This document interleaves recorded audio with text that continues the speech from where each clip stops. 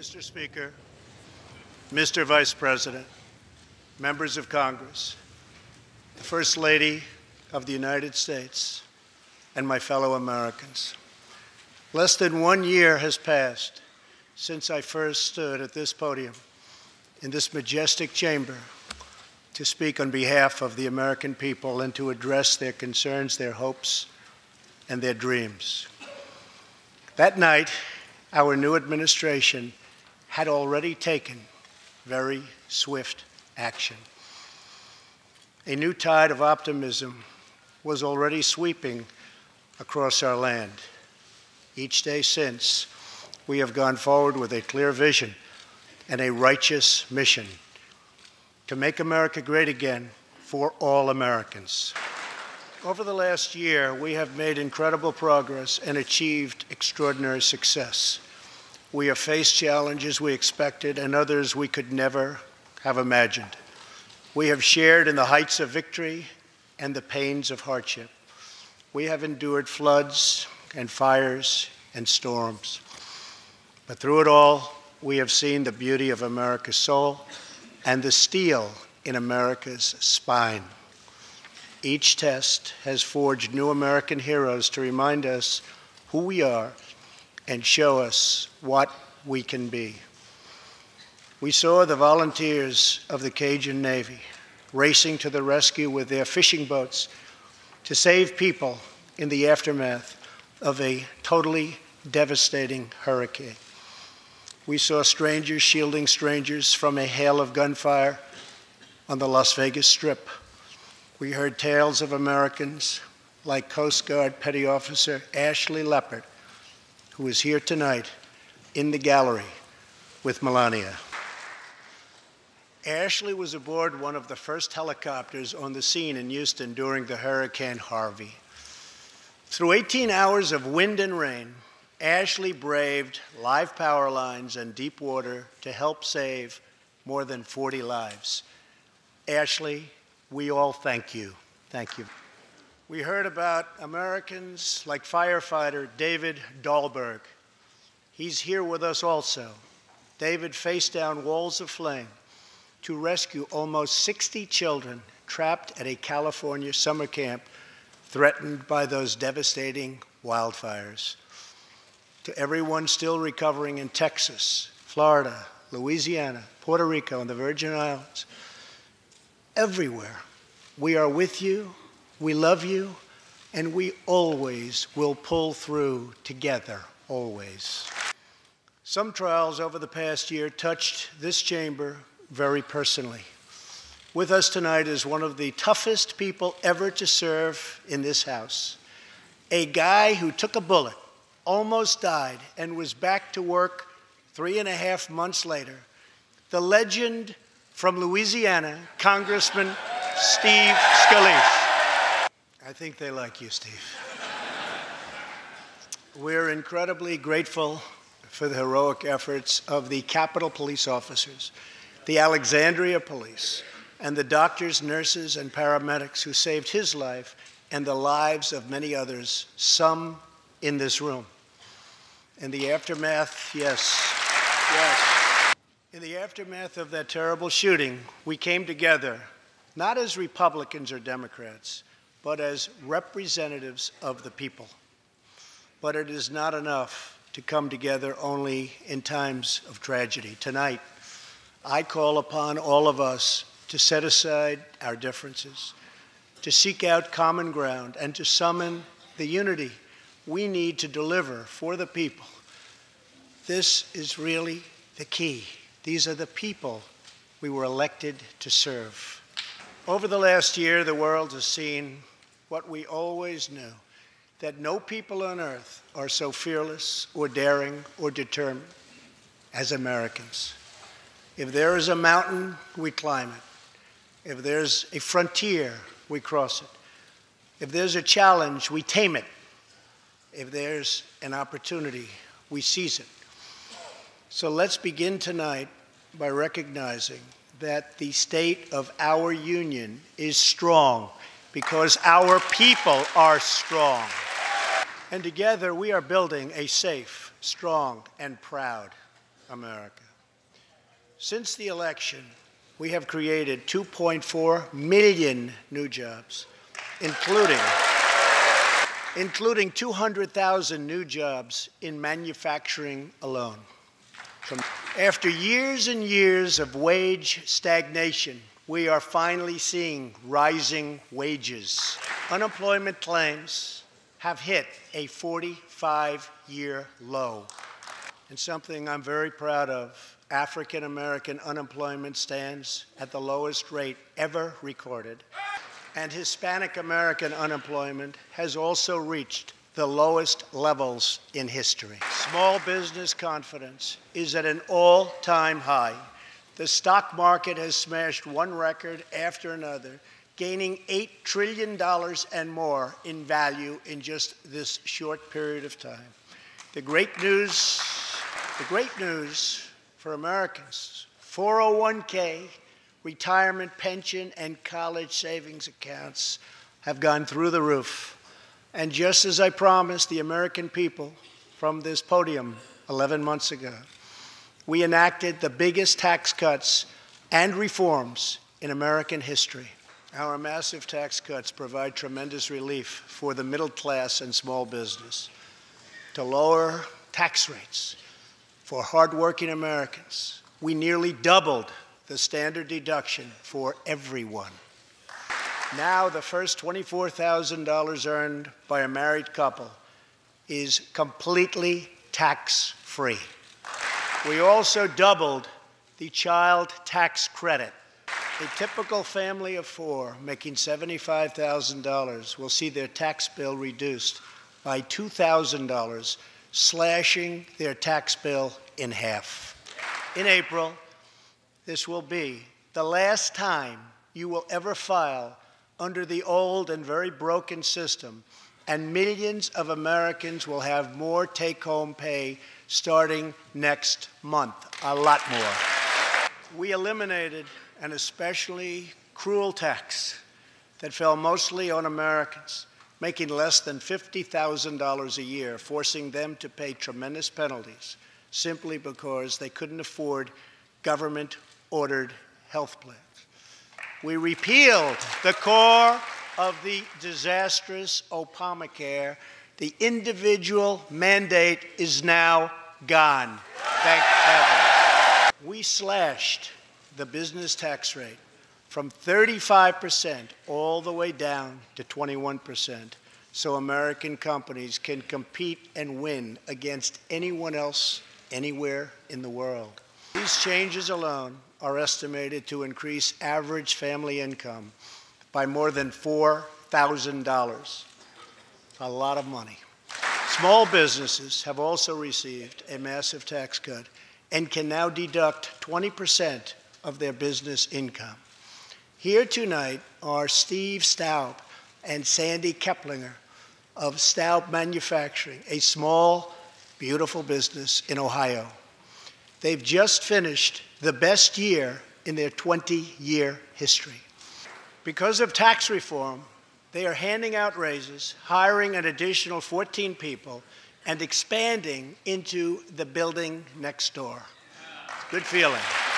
One of Staub's employees, Corey Adams, is also with us tonight. Corey is an all-American worker. He supported himself through high school, lost his job during the 2008 recession, and was later hired by Staub, where he trained to become a welder. Like many hardworking Americans, Corey plans to invest his tax cut raise into his new home and his two daughters' education. Corey, please stand. And he's a great welder. I was told that by the man that owns that company that's doing so well. So congratulations, Corey. Since we passed tax cuts, roughly 3 million workers have already gotten tax cut bonuses, many of them thousands and thousands of dollars per worker, and it's getting more every month, every week. Apple has just announced it plans to invest a total of $350 billion in America and hire another 20,000 40,000 workers. And just a little while ago, ExxonMobil announced a $50 billion investment in the United States, just a little while ago. This, in fact, is our new American moment. There has never been a better time to start living the American dream. So to every citizen watching at home tonight, no matter where you've been or where you've come from, this is your time. If you work hard, if you believe in yourself, if you believe in America, then you can dream anything. You can be anything. And together, we can achieve absolutely anything. Tonight, I want to talk about what kind of future we're going to have and what kind of a nation we're going to be. All of us together as one team, one people, and one American family can do anything. We all share the same home, the same heart, the same destiny, and the same great American flag. Together, we are rediscovering the American way. In America, we know that faith and family, not government and bureaucracy, are the center of American life. The motto is, "In God we trust."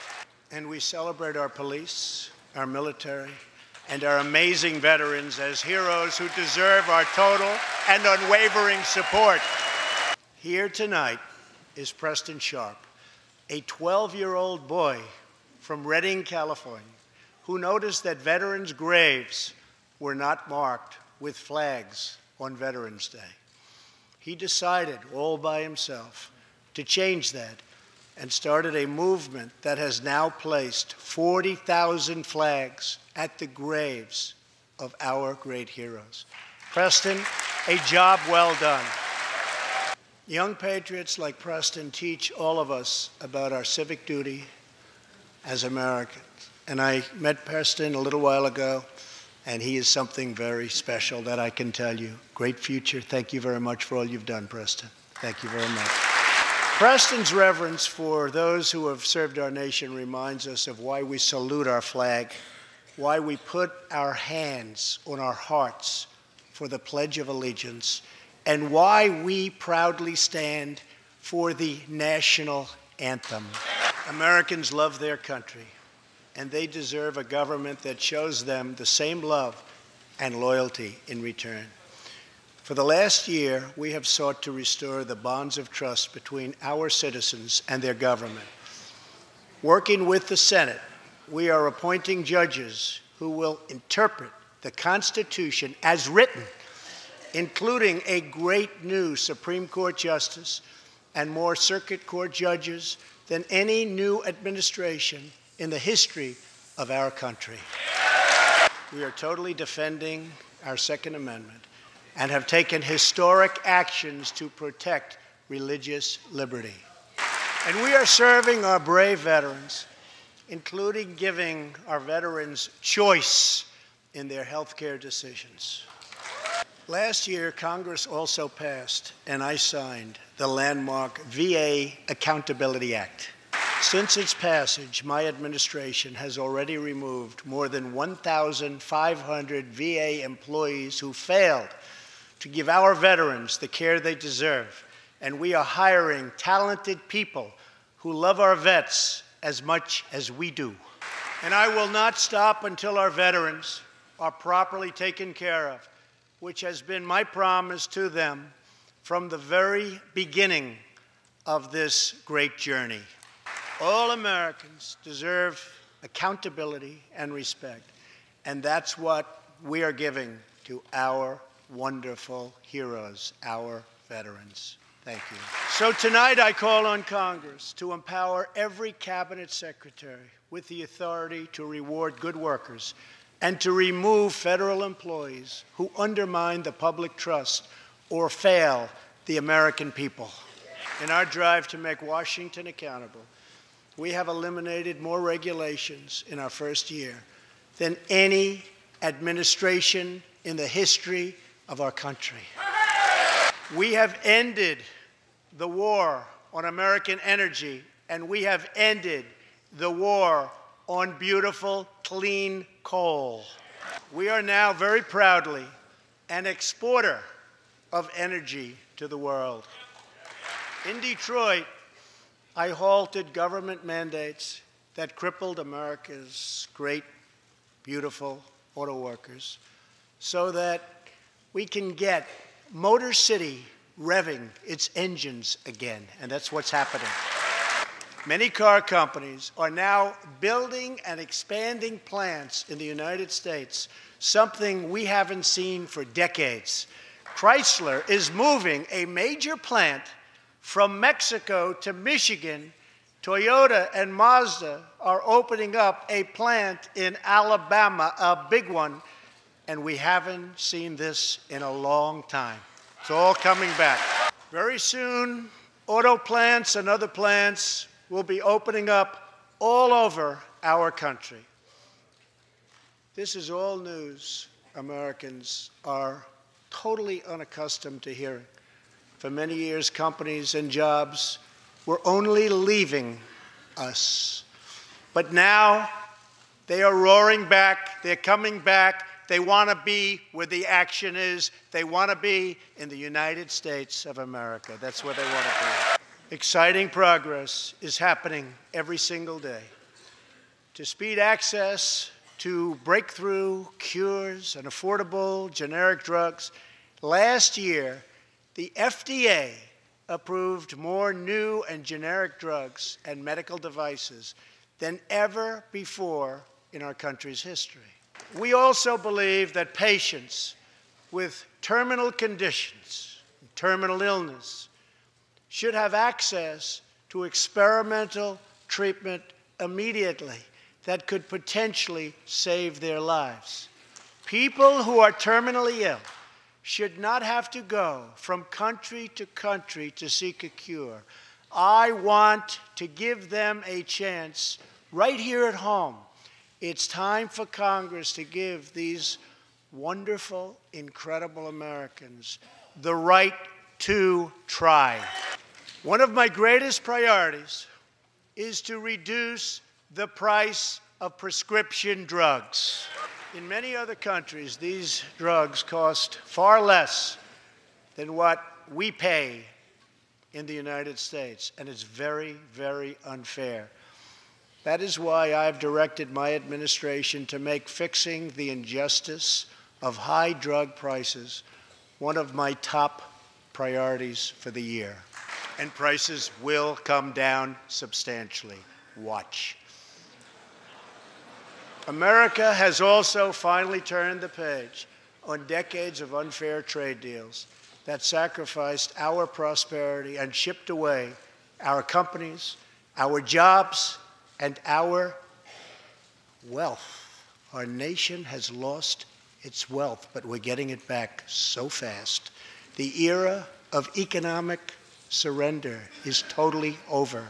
From now on, we expect trading relationships to be fair and, very importantly, reciprocal. We will work to fix bad trade deals and negotiate new ones, and they'll be good ones, but they'll be fair. And we will protect American workers and American intellectual property through strong enforcement of our trade rules. As we rebuild our industries, it is also time to rebuild our crumbling infrastructure. America is a nation of builders. We built the Empire State Building in just 1 year.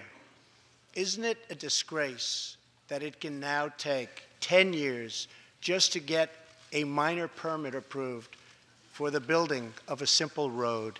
I am asking both parties to come together to give us safe, fast, reliable, and modern infrastructure that our economy needs and our people deserve. Tonight, I'm calling on Congress to produce a bill that generates at least $1.5 trillion for the new infrastructure investment that our country so desperately needs. Every federal dollar should be leveraged by partnering with state and local governments and, where appropriate, tapping into private sector investment to permanently fix the infrastructure deficit, and we can do it. Any bill must also streamline the permitting and approval process, getting it down to no more than 2 years and perhaps even 1. Together, we can reclaim our great building heritage. We will build gleaming new roads, bridges, highways, railways, and waterways all across our land. And we will do it with American heart, American hands, and American grit. We want every American to know the dignity of a hard day's work. We want every child to be safe in their home at night. And we want every citizen to be proud of this land that we all love so much. We can lift our citizens from welfare to work, from dependence to independence, and from poverty to prosperity. As tax cuts create new jobs, let's invest in workforce development, and let's invest in job training, which we need so badly.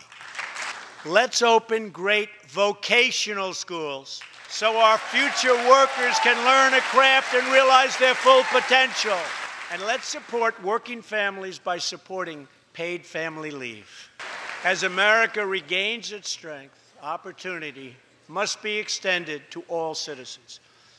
That is why this year we will embark on reforming our prisons to help former inmates who have served their time get a second chance at life. Struggling communities, especially immigrant communities, will also be helped by immigration policies that focus on the best interests of American workers and American families. For decades, open borders have allowed drugs and gangs to pour into our most vulnerable communities.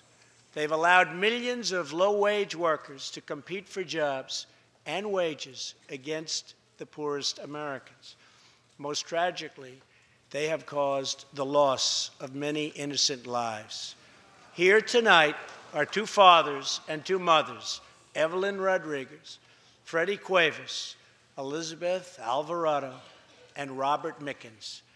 Their 2 teenage daughters, Kayla Cuevas and Nisa Mickens, were close friends on Long Island. But in September 2016, on the eve of Nisa's 16th birthday, such a happy time it should have been, neither of them came home. These 2 precious girls were brutally murdered while walking together in their hometown. 6 members of the savage MS-13 gang have been charged with Kayla and Nisa's murders. Many of these gang members took advantage of glaring loopholes in our laws to enter the country as illegal, unaccompanied, alien minors and wound up in Kayla and Nisa's high school. Evelyn, Elizabeth, Freddie, and Robert, tonight everyone in this chamber is praying for you. Everyone in America is grieving for you. Please stand. Thank you very much. I want you to know that 320 million hearts are right now breaking for you. We love you. Thank you. While we cannot imagine the depths of that kind of sorrow, we can make sure that other families never have to endure this kind of pain. Tonight I am calling on Congress to finally close the deadly loopholes that have allowed MS-13 and other criminal gangs to break into our country. We have proposed new legislation that will fix our immigration laws and support our ICE and Border Patrol agents. These are great people. These are great, great people that work so hard in the midst of such danger, so that this can never happen again. The United States is a compassionate nation. We are proud that we do more than any other country anywhere in the world to help the needy, the struggling, and the underprivileged all over the world. But as President of the United States, my highest loyalty my greatest compassion, my constant concern is for America's children, America's struggling workers, and America's forgotten communities. I want our youth to grow up, to achieve great things. I want our poor to have their chance to rise. So tonight, I am extending an open hand to work with members of both parties, Democrats and Republicans, to protect our citizens of every background, color, religion, and creed. My duty, and the sacred duty of every elected official in this chamber, is to defend Americans, to protect their safety, their families, their communities, and their right to the American dream. Because Americans are dreamers too. Here tonight is one leader in the effort to defend our country, Homeland Security Investigation Special Agent Celestino Martinez. He goes by DJ and CJ. He said, call me either one. So we'll call you CJ. Served 15 years in the Air Force before becoming an ICE agent and spending the last 15 years fighting gang violence and getting dangerous criminals off of our streets. Tough job. At one point, MS-13 leaders ordered CJ's murder, and they wanted it to happen quickly. But he did not cave to threats or to fear. Last May, he commanded an operation to track down gang members on Long Island. His team has arrested nearly 400, including more than 220 MS-13 gang members. And I have to tell you, what the Border Patrol and ICE have done, we have sent thousands and thousands and thousands of MS-13 horrible people out of this country or into our prisons. So I just want to congratulate you, CJ. You're a brave guy. Thank you very much. And I asked CJ, what's the secret? He said, we're just tougher than they are. And I like that answer. Now let's get Congress to send you, and all of the people in this great chamber have to do it. We have no choice. CJ, we're going to send you reinforcements, and we're going to send them to you quickly. It's what you need. Over the next few weeks, the House and Senate will be voting on an immigration reform package. In recent months, my administration has met extensively with both Democrats and Republicans to craft a bipartisan approach to immigration reform. Based on these discussions, we presented Congress with a detailed proposal that should be supported by both parties as a fair compromise, one where nobody gets everything they want, but where our country gets the critical reforms it needs and must have. Here are the 4 pillars of our plan. The first pillar of our framework generously offers a path to citizenship for 1.8 million illegal immigrants who were brought here by their parents at a young age. That covers almost 3 times more people than the previous administration covered. Under our plan, those who meet education and work requirements and show good moral character will be able to become full citizens of the United States over a 12-year period. The second pillar fully secures the border. That means building a great wall on the southern border, and it means hiring more heroes like CJ to keep our communities safe. Crucially, our plan closes the terrible loopholes exploited by criminals and terrorists to enter our country, and it finally ends the horrible and dangerous practice of catch and release. The third pillar ends the visa lottery, a program that randomly hands out green cards without any regard for skill, merit, or the safety of American people. It's time to begin moving toward a merit-based immigration system, one that admits people who are skilled, who want to work, who will contribute to our society, and who will love and respect our country. The fourth and final pillar protects the nuclear family by ending chain migration. Under the current broken system, a single immigrant can bring in virtually unlimited numbers of distant relatives. Under our plan, we focus on the immediate family by limiting sponsorships to spouses and minor children. This vital reform is necessary not just for our economy, but for our security and for the future of America. In recent weeks, 2 terrorist attacks in New York were made possible by the visa lottery and chain migration. In the age of terrorism, these programs present risks we can just no longer afford. It's time to reform these outdated immigration rules and finally bring our immigration system into the 21st century. These 4 pillars represent a down-the-middle compromise and one that will create a safe, modern, and lawful immigration system. For over 30 years, Washington has tried and failed to solve this problem. This Congress can be the one that finally makes it happen. Most importantly, these 4 pillars will produce legislation that fulfills my ironclad pledge to sign a bill that puts America first. So let's come together, set politics aside, and finally get the job done.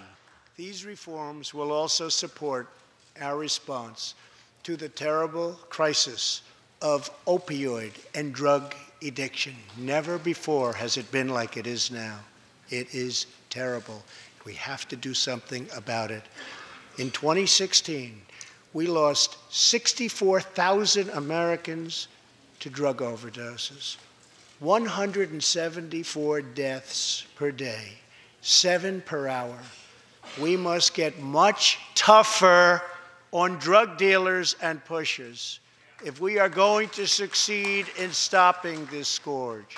My administration is committed to fighting the drug epidemic and helping get treatment for those in need, for those who have been so terribly hurt.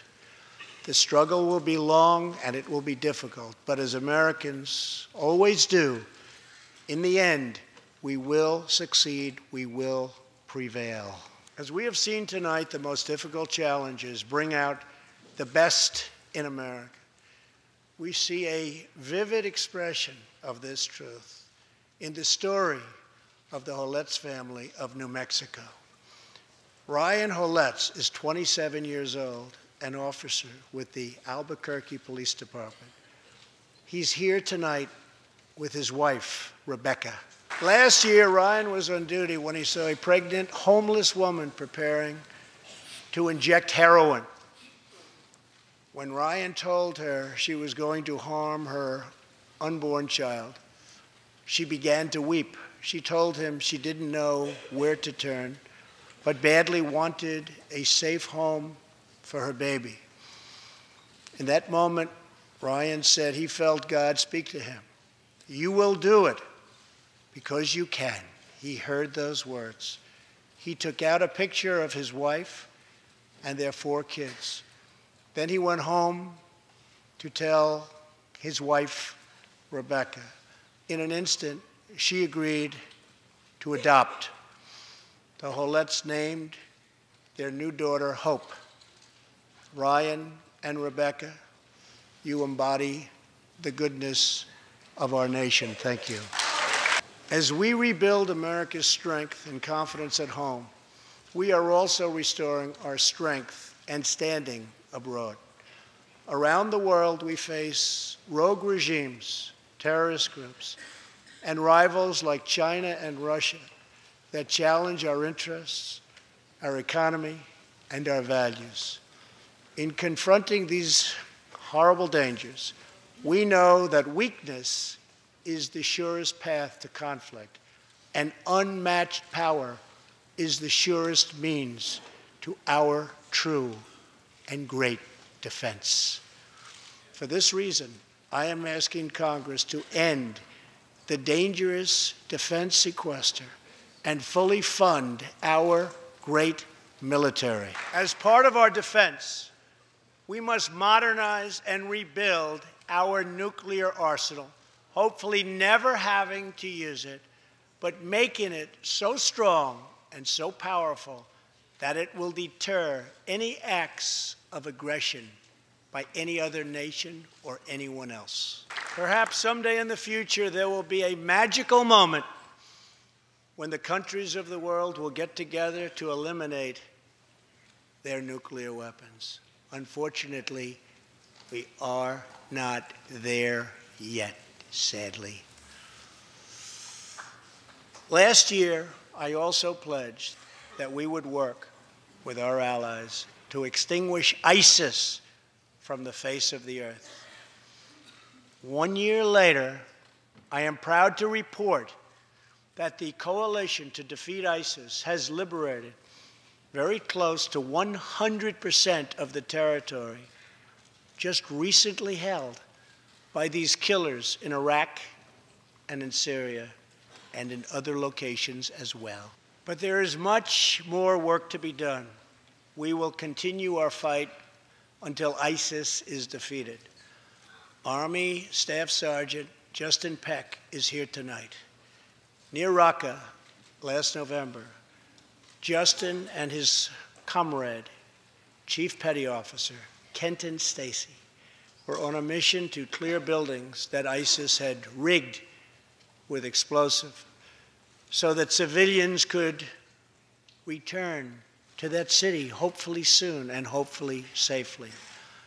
Clearing the second floor of a vital hospital, Kenton Stacy was severely wounded by an explosion. Immediately, Justin bounded into the booby-trapped and unbelievably dangerous and unsafe building and found Kenton, but in very, very bad shape. He applied pressure to the wound and inserted a tube to reopen an airway. He then performed CPR for 20 straight minutes during the ground transport and maintained artificial respiration through 2.5 hours and through emergency surgery. Kenton Stacy would have died if it were not for Justin's selfless love for his fellow warrior. Tonight, Kenton is recovering in Texas. Raqqa is liberated, and Justin is wearing his new Bronze Star with a V for valor. Staff Sergeant Peck, all of America salutes you. Terrorists who do things like place bombs in civilian hospitals are evil. When possible, we have no choice but to annihilate them. When necessary, we must be able to detain and question them. But we must be clear, terrorists are not merely criminals. They are unlawful enemy combatants. And when captured overseas, they should be treated like the terrorists they are. In the past, we have foolishly released hundreds and hundreds of dangerous terrorists, only to meet them again on the battlefield, including the ISIS leader, al-Baghdadi, who we captured, who we had, who we released. So today, I'm keeping another promise. I just signed, prior to walking in, an order directing Secretary Mattis, who is doing a great job, thank you, to re-examine our military detention policy and to keep open the detention facilities in Guantanamo Bay. I am asking Congress to ensure that in the fight against ISIS and al-Qaeda, we continue to have all necessary power to detain terrorists wherever we chase them down, wherever we find them. and in many cases, for them, it will now be Guantanamo Bay. At the same time, as of a few months ago, our warriors in Afghanistan have new rules of engagement. Along with their heroic Afghan partners, our military is no longer undermined by artificial timelines, and we no longer tell our enemies our plans. Last month, I also took an action endorsed unanimously by the U.S. Senate just months before. I recognized Jerusalem as the capital of Israel. Shortly afterwards, dozens of countries voted in the United Nations General Assembly against America's sovereign right to make this decision. In 2016, American taxpayers generously sent those same countries more than $20 billion in aid. That is why tonight I am asking Congress to pass legislation to help ensure American foreign assistance dollars always serve American interests and only go to friends of America, not enemies of America. As we strengthen friendships all around the world, we are also restoring clarity about our adversaries. When the people of Iran rose up against the crimes of their corrupt dictatorship, I did not stay silent. America stands with the people of Iran in their courageous struggle for freedom. I am asking Congress to address the fundamental flaws in the terrible Iran nuclear deal. My administration has also imposed tough sanctions on the communist and socialist dictatorships in Cuba and Venezuela. But no regime has oppressed its own citizens more totally or brutally than the cruel dictatorship in North Korea. North Korea's reckless pursuit of nuclear missiles could very soon threaten our homeland. We are waging a campaign of maximum pressure to prevent that from ever happening. Past experience has taught us that complacency and concessions only invite aggression and provocation. I will not repeat the mistakes of past administrations that got us into this very dangerous position. We need only look at the depraved character of the North Korean regime to understand the nature of the nuclear threat it could pose to America and to our allies. Otto Warmbier was a hard-working student at the University of Virginia, and a great student he was. On his way to study abroad in Asia, Otto joined a tour to North Korea. At its conclusion, this wonderful young man was arrested and charged with crimes against the state. After a shameful trial, the dictatorship sentenced Otto to 15 years of hard labor before returning him to America last June, horribly injured and on the verge of death. He passed away just days after his return. Otto's wonderful parents, Fred and Cindy Warmbier, are here with us tonight, along with Otto's brother and sister, Austin and Greta. Please. You are powerful witnesses to a menace that threatens our world, and your strength truly inspires us all. Thank you very much. Thank you. Tonight, we pledge to honor Otto's memory with total American resolve. We are joined by one more witness to the ominous nature of this regime.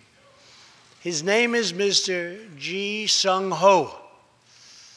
In 1996, Sung-ho was a starving boy in North Korea. One day he tried to steal coal from a railroad car to barter for a few scraps of food, which were very hard to get. In the process, he passed out on the train tracks, exhausted from hunger. He woke up as a train ran over his limbs. He then endured multiple amputations without anything to dull the pain or the hurt. His brother and sister gave what little food they had to help him recover and ate dirt themselves, permanently stunting their own growth. Later, he was tortured by North Korean authorities after returning from a brief visit to China. His tormentors wanted to know if he'd met any Christians. He had, and he resolved after that to be free. Sung Ho traveled thousands of miles on crutches all across China and Southeast Asia to freedom. Most of his family followed. His father was caught trying to escape and was tortured to death. Today, he lives in Seoul, where he rescues other defectors and broadcasts into North Korea what the regime fears most: the truth. Today, he has a new leg, but Sung Ho, I understand you still keep those old crutches as a reminder of how far you've come. Your great sacrifice is an inspiration to us all. Please, thank you. Sung Ho's story is a testament to the yearning of every human soul to live in freedom. It was that same yearning for freedom that nearly 250 years ago gave birth to a special place called America. It was a small cluster of colonies caught between a great ocean and a vast wilderness. It was home to an incredible people with a revolutionary idea that they could rule themselves, that they could chart their own destiny, and that together they could light up the entire world. That is what our country has always been about. That is what Americans have always stood for, always strived for, and always done. Atop the dome of this Capitol stands the Statue of Freedom. She stands tall and dignified among the monuments to our ancestors who fought and lived and died to protect her. Monuments to Washington and Jefferson and Lincoln and King. Memorials to the heroes of Yorktown and Saratoga. To young Americans who shed their blood on the shores of Normandy and the fields beyond, and others who went down in the waters of the Pacific and the skies all over Asia. And freedom stands tall over one more monument, this one, this Capitol, this living monument. This is the monument to the American people. We're a people whose heroes lived not only in the past, but all around us, defending hope, pride, and defending the American way. They work in every trade. They sacrifice to raise a family. They care for our children at home. They defend our flag abroad. And they are strong moms and brave kids. They are firefighters and police officers and border agents, medics and Marines. But above all else, they are Americans. And this capital, this city, this nation belongs entirely to them. Our task is to respect them, to listen to them, to serve them, to protect them, and to always be worthy of them. Americans fill the world with art and music. They push the bounds of science and discovery, and they forever remind us of what we should never, ever forget. The people dreamed this country. The people built this country. And it's the people who are making America great again. As long as we are proud of who we are and what we are fighting for, there is nothing we cannot achieve. As long as we have confidence in our values, faith in our citizens, and trust in our God, we will never fail. Our families will thrive. Our people will prosper. And our nation will forever be safe and strong and proud and mighty and free. Thank you, and God bless America. Good night.